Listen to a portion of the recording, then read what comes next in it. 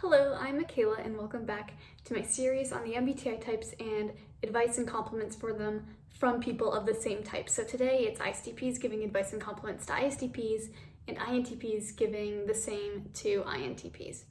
This is from a survey that I put out a while back. Essentially, I've gathered up some of the most poignant opinions that were sent in that survey, and now I'm going to share them with you to hopefully inspire you, make your day better, whichever one ends up happening. Before I begin, I do want to give my own compliments to both the ISTP and the INTP. Of course, I'm not going to give advice, seeing as I am an INTJ, and I'm neither an ISTP nor an INTP, so I should not be giving them advice, but I will give compliments. And for the ISTP, I just want to note that they are these insanely talented problem solvers.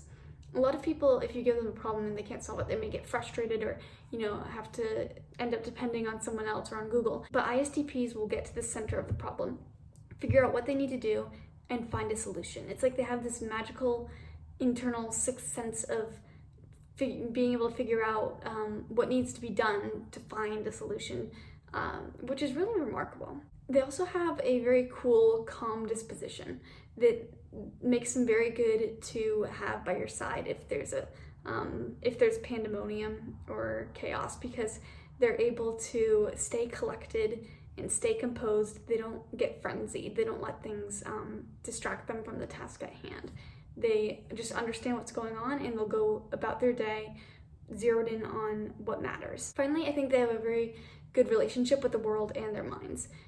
They're not too focused on their inner world, neither are they too focused on things that they can sense. Rather, they have a good relationship between connecting what they see around them in the world to what they can process internally within their mind. Now I'm going to continue on to the ISTP advice and compliments from the survey, then I will move on to all of the stuff for the INTPs. Foremost for advice. Most people are emotional creatures, not logical creatures. Spend a little extra time to genuinely understand the emotions of others, so that you can save a ton of time in the long run. You should open up more with others, and you shouldn't worry that much while talking about your own feelings and emotions. Alone is good, but make an effort to be social. Try and learn to be open about your emotions, rather than repressing them and keeping them to yourself. You don't have to be more this or less that. You can vibe just as who you are. People judge what they see and will generalize you into your stereotype, but we both know you have many more thoughts, dreams, opinions, emotions, etc. under the surface that only a select few get to see and fully appreciate. While personal space is important, don't completely shut out others in order to get it. Let them know that you simply need time to yourself. And then now for the compliments. You're extremely good at keeping the overall objective in mind and finding ways to solve problems in order to keep moving toward the objective. ISTPs are very focused and devoted individuals. Once something catches their interest, they will perfectionize their skills in this area. You're good at ignoring the negative comments of others. You are highly adaptable and steady in execution. This benefits others greatly when things get crazy. They are able to rely on you to see a situation or problem clearly and trust you to handle it or assist it in a solution in a practical and achievable way. Keep being resilient and unapologetically you. You're good at improvising when things go wrong. You always bring the chill energy to a group get-together, even though I know you'd rather be at home. Now for the INTPs, what I first want to compliment them on is their rationality and their ability to remain logical despite anything that's going on. A lot of people let emotions get in the way and influence their decisions, but not INTPs. INTPs are able to distinguish what is going on and discern what the facts are and keep it separate from how they feel, which is really amazing for when they're making decisions. Even if INTPs don't like making decisions per se, they are good at making them when it comes down to it. Also, I love that they have this constant pursuit of knowledge, because it doesn't matter if a topic is very hard to understand. In fact, the INTP is going to see that as more attractive, because if they're interested in something, it doesn't matter that it's complex. They're going to work to understand it no matter what it takes. I also think that INTPs are very good at not only looking at the facts and observations and just kind of noticing them, but using them. Like, they're able to come to reasoning, arrive at opinions and conclusions after turning over those observations in their head.